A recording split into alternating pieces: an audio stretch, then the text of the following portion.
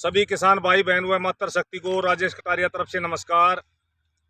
आज हम बात करेंगे भी नींबू के पौधे से गर्मी में फल कैसे लें, क्योंकि उत्तरी भारत में एक बड़ी समस्या होती है। गर्मी में पौधा फल तो देता है लेकिन बहुत ही कम मात्रा में देता है और कई जगह तो बिल्कुल भी नहीं देता।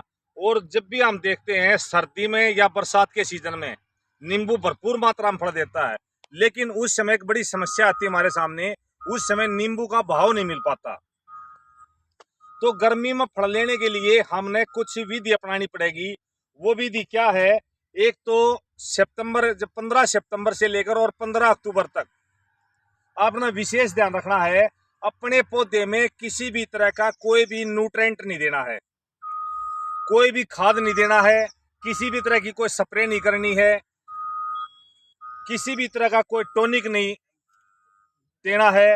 दूसरा क्या है, अपने पौधे को आपने स्ट्रेस में देना है, यानी कि पौधा जब तनाव में आएगा तब उसको पता लगेगा कि भाई हमारा मालिक हमारे से गर्मी में फल लेना चाहता है। तो जब तक हम पौधे को तनाव में नहीं देंगे, तो तनाव में देने का पहला कारण क्या होता है? एक तो बूंद भर पानी नहीं आना चाहिए।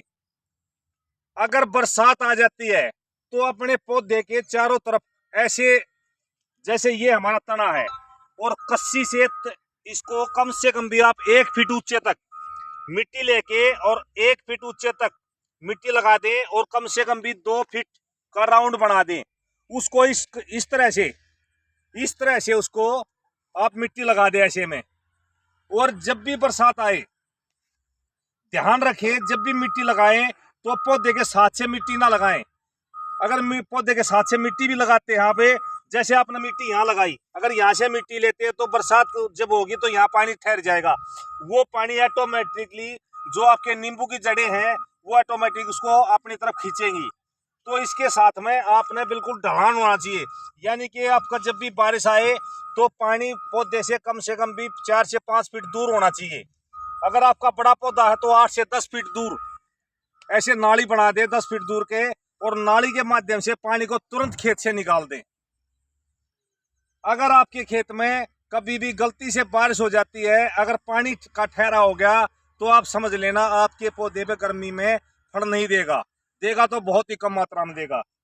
तो अपने पौधे को तनाव में रखें। जैसे जैसे आप पौधे को तनाव में रखेंगे तो पौधा ऑटोमेटिकली आपके लिए गर्मी के समय में फल देने के लिए तैयार हो जाएगा।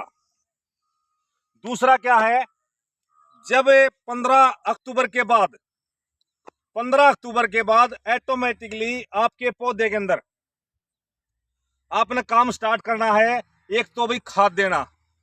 खाद जैसे गोबर का खाद पौधे की एज के अनुसार, जैसे आपका पौधा लगभग सपोज करें ये हमारा पौधा लगभग 1.5 साल का पौधा है। अगर आपका 1.5 से 2 साल का पौधा है तो लगभग 10 से 12 केजी गोबरा खाद, और उसके अंदर आप जैविक विधि से करते हैं तो लगभग 200 से 250 ग्राम सागरिका, या भाई 100 से 125 ग्राम एग्रोवीरा प्लस लिक्विड ग्रेनुअल, या भाई बायोविटा 100 से 125 ग्राम ग्रेनुअल, वो चारों तरफ डाल के और उसके ऊपर फिर गोबरा खाद डाल दें। गोबरा खाद डाल के उसके ऊपर थोड़ी थोड़ी मिट्टी डाल के उसको मिक्स कर दें और तुरंत पानी लगा दें। और उसके बाद आपने पानी की शॉर्टेज नहीं करनी है, पानी आपने जल्दी पानी देना है। और आपने हर हफ्ते अपने नींबू पे स्प्रे रेगुलर करते रहना है। कोई भी टॉनिक की स्प्रे और साथ की साथ एनपीके की स्प्रे। उस समय आप रेगुलर पहली स्प्रे आप 13-0-45 की करेंगे, उसके बाद दूसरी स्प्रे जो है 13-40-13 की करेंगे, उसके बाद तीसरी स्प्रे है 0-52-34 की करेंगे।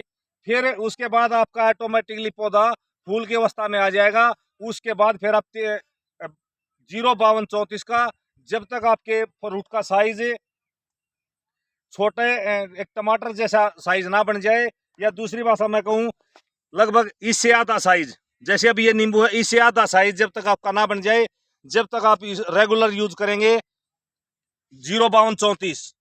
जब इससे थोड़ा बड़ा साइज होना शुरू हो जाता है तो उस समय आप इस्तेमाल कर सकते हैं 0050 का। तो इस तरह से आप गर्मी में फल ले सकते हैं।